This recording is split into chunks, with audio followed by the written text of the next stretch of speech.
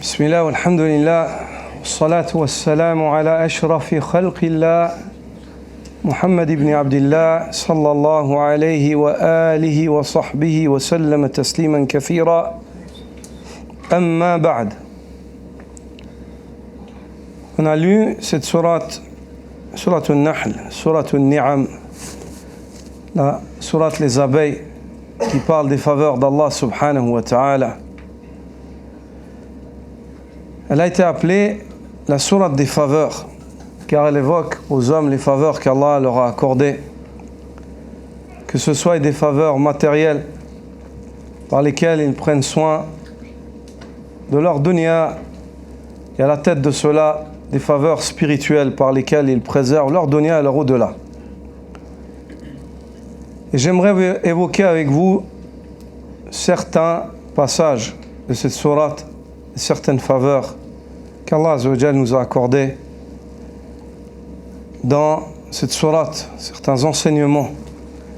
Car parmi les plus grandes faveurs d'Allah, le fait qu'il ait enseigné à l'homme ce que l'homme ne sait pas. En premier lieu, Allah Azza wa Jal dit Inna Allah ya'muru bil adli wal ihsan.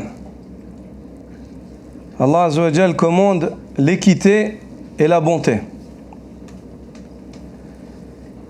Et en cela, il y a une allusion au ilm et au amal.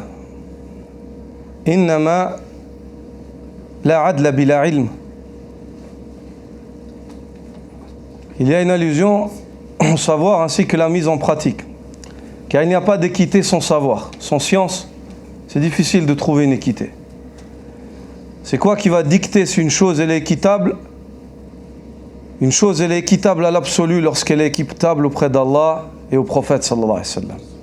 En dehors de cela, ce sont des opinions des gens. Certains voient que ça c'est équitable, d'autres voient que ça c'est équitable. Mais c'est quoi qui va faire le fasl, qui va trancher? C'est lorsque ce sera équitable auprès d'Allah et du prophète sallallahu alayhi wa alihi wa sahbihi wa sallam. Donc lorsqu'Allah dit, Allah commande l'équité, pour arriver à l'équité, il faut du savoir. Puis ensuite, lorsqu'Allah dit et il commande al-ihsan, la bienfaisance, il n'y a pas la possibilité pour un homme de faire mieux, de faire plus de bien que s'il agit en fonction du savoir par lequel Allah l'a honoré. Il n'y a pas une bienfaisance plus grande que le fait que tes actes, tes paroles et tes convictions soient conformes à la révélation, soient conformes à ce qu'Allah subhanahu wa ta'ala a révélé. Puis l'autre ayah à laquelle je désire faire allusion dans cette exhortation, c'est le verset qui suit les versets, ce verset qu'on vient de lire. C'est la parole d'Allah Azza wa Jal. وَلَا تَكُونُوا كَالَّتِي نَقَضَتْ غَزْلَهَا مِنْ بَعْدِ قُوَّةٍ أَنْكَاثًا. Ne soyez pas comme l'exemple de cette femme qui défaisait sa quenelle après l'avoir solidement attachée. Cette ayah, Allah Azza wa Jal fait allusion à une femme mécoise, folle, qui attachait, qui préparait son fil et préparait sa bobine. Puis lorsqu'elle l'avait solidement préparée, elle avait terminé son travail, elle était folle, elle détruisait tout ce qu'elle a fait. Allah subhanahu wa ta'ala dans cette ayah avertit les hommes face au fait de faire de lourds efforts puis ensuite de détruire eux-mêmes par leurs propres mains ce qu'ils ont difficilement bâti avec des efforts. Et ici précisément dans le mois de Ramadan, vous êtes en train de construire. Vous êtes en train de bâtir. Vous faites des efforts. Regardez, vous êtes là, c'est 10 heures, vous n'êtes pas rentré encore, c'est bientôt 10 heures, vous n'êtes pas rentré chez vous. Il y a des efforts. Vous tenez debout, vous écoutez le Coran, prosternation, la nuit, vous vous levez pour le suhour. C'est des efforts. Ces efforts-là, il faut les protéger. Il ne faut pas les détruire. Ces efforts-là, vous allez les protéger si vous êtes pieux après le mois de Ramadan. Si après Ramadan, vous continuez à être obéissant, à vous acquitter de vos obligations, à délaisser les interdits, comme vous le faisiez durant le mois de Ramadan, alors, Inch'Allah, vous êtes raisonnable.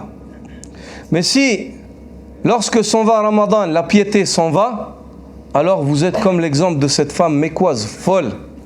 Allati naqadat ghazlaha min ba'di quwwatin ankatha. Cette femme-là qui défaisait ce qu'elle construisait. Après l'avoir solidement filé, elle détruisait tout ça. Hada junoun. C'est de la folie. Ensuite, l'aya suivante à laquelle je désire faire allusion dans cette exhortation, c'est la parole d'Allah Azza wa Jal, Ma indakum yanfad wa ma indallahi baq.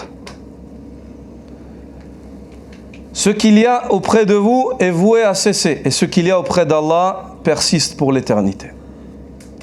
Le dunya, avec ce que vous avez, ça va cesser. On va cesser, moi je vais cesser, tu vas cesser, nos enfants vont cesser, notre richesse va cesser. Innama lam yu'ad bil baqa hadha ad-dunya hadha ad-dar. Allah Azza wa Jal n'a jamais promis à ce dunya l'éternité. Il a été créé dès le début pour cesser. Innama khuliqa lin-nafad wa zawal. Il a été créé pour s'arrêter, pour cesser, dès le début. Mais pour comprendre cela, et pour Allah nous rappelle cela afin que nous ne nous accrochions pas à ce qui va cesser, mais à ce qui va persister, ce qu'il y a auprès d'Allah. C'est pour cela que dans la suite du verset, il dit وَلَنَجْزِيَنَّ الَّذِينَ صَبَرُوا أَجْرَهُمْ بِأَحْسَنِ مَا كَانُوا يَعْمَلُونَ. Nous allons accorder leur récompense aux patients, c'est-à-dire ceux qui patientent et comprennent que ce dunya va cesser et ne se laissent pas tromper par le dunya au point d'oublier l'au-delà et de négliger. Alors à ce moment-là, ceux qui patientent et réussissent à passer cet obstacle par le biais de la patience, par la grâce d'Allah, nous leur promettons que nous allons les rétribuer conformément au meilleur de leurs œuvres. Puis l'aya suivante à laquelle je désire faire allusion dans cette sourate, c'est la parole d'Allah Azza wa Jal, Man amila saliha min dhakarin wa untha wa huwa mu'min falanuhyiyannahu hayatan tayyibah wa lanajziyannahum ajrahum bi ahsani ma kanu ya'malun. Celui qui fait don d'œuvres vertueuses, que ce soit un homme ou une femme, il fait cela tout en étant croyant. Nous lui promettons de lui faire vivre une bonne vie. Nous lui promettons une belle et bonne vie. Et nous lui promettons de le rétribuer conformément au meilleur de ses œuvres. Cette ayah, Cheikh Abdurrahman ibn Nasr al-Sa'di dit, Fiha unwan as-sa'ada. Dans ce verset-là, il y a le titre même du bonheur. Le vrai bonheur, c'est celui que l'homme bâtit sur la foi et les œuvres pieuses. Hada huwa as-sa'id. Le bonheur, c'est le bonheur de celui qui cherche le bonheur là où Allah a mis le vrai bonheur. Et Allah, il a mis le vrai bonheur, c'est pas un bonheur fictif, c'est pas un bonheur illusoire, c'est pas un bonheur de jouissance, un petit instant et puis c'est fini. C'est un bonheur éternel, un bonheur spirituel, un bonheur dans l'investissement dans une chose qui est vouée à vivre pour l'éternité, l'âme. L'aya à laquelle je désire faire allusion après cela, c'est la parole d'Allah Azza wa Jal, وَلَا تَقْفُوا بِأَلْسِنَتِكُمُ الْكَذِبِ هذا حلال هذا حرام لتفتروا على الله الكذب ولا تقفوا بألسنتكم الكذب هذا حلال وهذا حرام لتفتروا على الله الكذب إن الذين يفترون على الله الكذب لا يفلحون. Et ne proférez pas des mensonges avec vos langues en vous empressant de dire ça c'est halal, ça c'est haram. C'est-à-dire sans avoir de savoir vous parler. ما عندكم علم وتتكلمون هذا حلال هذا حرام هذا هكذا هذا ينبغي أن يكون هكذا ما عندك ولا دليل ما اطلعت ما بحثت. ليس الكلام في الدين يعني على الهوى وعلى الرغبة وعلى الشعور وعلى الآراء بل على قال الله وقال رسول الله صلى الله عليه وسلم. هذا هو الدين، هذا هو الذي كان دينا عند الأولين. Faites attention. Allah Azza wa Jal dit ne proférez pas des mensonges avec vos langues en vous empressant de dire ça c'est halal, ça c'est haram. J'ai l'impression, moi j'ai cette opinion, moi je vois. هذا حلال هذا حرام لتفتروا على الله الكذب, afin que vous ne profériez pas des mensonges au sujet d'Allah. Certes, ceux qui profèrent des mensonges au sujet d'Allah, la yuflihun, ne réussiront jamais. La yuflihun, les ulama du tafsir disent que quand Allah dit la yuflihun dans le Coran, ça veut dire ils n'entrent pas au paradis. Chaque fois qu'Allah dit la yuflihun, ou il dit pour les mécréants ou pour les magiciens, wa la yuflihu sahiru haythu ata. Chaque fois qu'Allah dit la yuflihun, ils ne réussiront pas, c'est-à-dire ils ne réussiront pas à entrer au paradis. C'est très grave. C'est très grave de parler au sujet d'Allah Azza wa Jal sans savoir. Le mieux c'est de dire je sais pas. C'est pour ça que c'est nasful ilm, la moitié du savoir. La moitié du savoir elle est dans la parole de l'homme, je ne sais pas, la adri. Man qala la adri faqad afta. Celui qui dit aux gens je ne sais pas, il a donné un verdict religieux. Parce que la moitié du savoir, c'est le fait de te rendre compte que tu ne sais pas. L'autre moitié, c'est quoi? Le fait d'apprendre ce que tu ne sais pas. Nisful ilm, an tadri annaka la tadri. La moitié du savoir, c'est le fait que tu saches et que tu te rendes compte que tu ne sais pas. Wa nisfu thani, al-khutwa thaniya, la deuxième moitié du savoir, c'est quoi? C'est le fait d'apprendre, de prendre des prédispositions pour apprendre ce que tu ne sais pas, ce que tu as besoin de savoir. Et le dernier verset auquel je désire faire allusion au sujet de cette sourate, قُلْ هَذِهِ سَبِيلِي أَدْعُو إِلَى اللَّهِ عَلَى بَصِيرَةٍ أَنَا وَمَنِ اتَّبَعَنِي. Dis-leur, ceci est ma voie. J'appelle à Allah Azza wa Jal.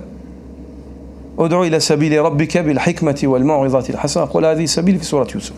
ادعو إلى سبيل ربك بالحكمة والموعظة الحسنة. Appelle à la voix de ton Seigneur avec la sagesse et la bonne exhortation. وجادلهم بالتي هي أحسن. Et débat avec eux de la meilleure des manières. La voix d'Allah Azza wa Jal, on appelle à la voix d'Allah par la sagesse et la bonne exhortation. Et l'appel par la sagesse, certains parmi Ahlul Ilm ont dit c'est l'appel par le ilm, par la sunna. Bil hikma as-sunna. Conformément à la voix du prophète sallallahu alayhi wa sallam. Wal maw'izati al-hasana, et le bon discours et le bon échange. Pas en se querellant, pas avec arrogance. Al maw'izati al-hasana. وَجَادِلْهُمْ بِالَّتِي هِيَ أَحْسَنُ. Si tu débats avec eux, débat de la meilleure des manières. De la meilleure des manières. Subhanaka wa bihamdik. Ashhadu an la ilaha illa ant. Astaghfiruka wa atubu ilayk.